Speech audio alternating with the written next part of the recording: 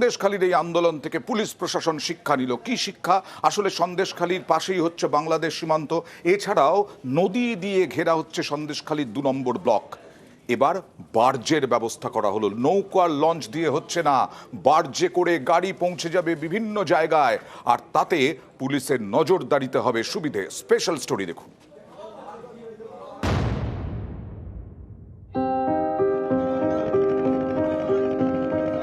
সন্দেশখালী সুন্দরবনের প্রত্যন্ত গ্রাম, পাশেই বাংলাদেশ।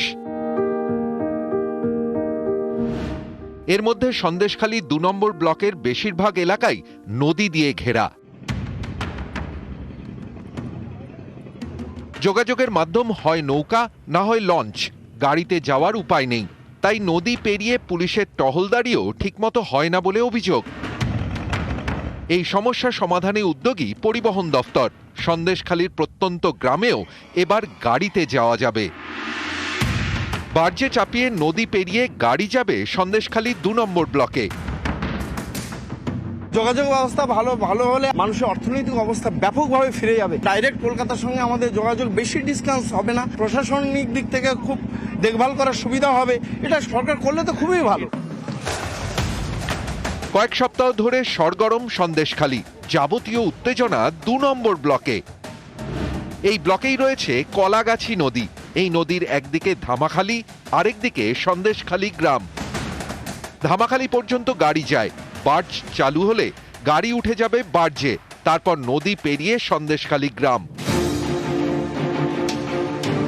সীমান্ত লাগোয়া এলাকা, জঙ্গলে ঘেরা, গাড়ি চলাচলের উপায় নেই, তাই সব জায়গায় পুলিশের নজরদারিও নেই। গ্রামবাসীদের দাবি, এই সুযোগেই বাড়ছে অপরাধ। অভিযোগ পেয়ে পুলিশ যাওয়ার আগেই অপরাধী পালিয়ে যায়। বার্জ চালু হলে দুর্গম এলাকায় পুলিশের গাড়ি যেতে অসুবিধা হবে না। একেবারে আমার ডান সাইডে ধামাখালী এবং আমার ঠিক বাঁ সাইডে রয়েছেন সন্দেশখালী। ফলে এরকম একাধিক দ্বীপ এলাকা রয়েছে, সেই দ্বীপগুলোয় কিন্তু যোগাযোগের মাধ্যম একমাত্র এই ছোট ছোট নৌকা, ডিঙি। ফলে যে কোনো সময় বিপদের আশঙ্কাও রয়েছে। ফলে তার জন্যই রাজ্য সরকারের পক্ষ থেকে এই ধরনের একাধিক এলাকায় এই যে জেটি সার্ভিস, সেগুলো কিন্তু বসাতে চাইছে। ইতিমধ্যেই সন্দেশখালীর বিভিন্ন জায়গা ঘুরে দেখেছে পরিবহন দফতরের বিশেষ টিম। ঠিক হয়েছে, বার্জ চালানোর জন্য তৈরি হবে বিশেষ জেটি। যোগাযোগের ব্যবস্থাটা ভালো হলে মানুষ আর এখান থেকে বেশি কিছু করতে পারবে না, যোগাযোগই নেই তো। ব্রিজ তৈরির আগে হাতানিয়া দোয়ানিয়া নদীতেও বার্জ চলত। নামখানা থেকে গাড়ি বার্জে চাপিয়ে যাওয়া যেত বকখালি। এবার বার্জ চালু হবে সন্দেশখালীতে।